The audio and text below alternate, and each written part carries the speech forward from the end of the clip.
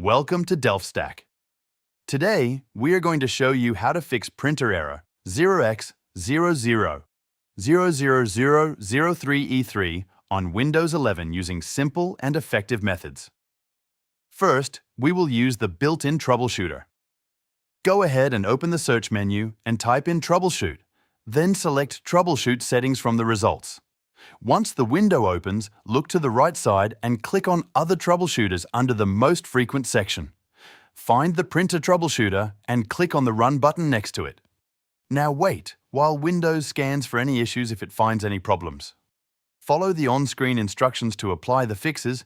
This tool can automatically resolve many common printer errors. If the issue is still not fixed, we will move to the next method, which involves restarting the Print Spooler service. Again, open the search menu and type in Services, then open the Services app from the results in the list. Scroll down until you find Print Spooler. Once you find it, double-click on it in the new window set. The Startup type to Automatic, then check the service status. If it is stopped, click on the Start button. After that, click Apply, and then OK to save the changes.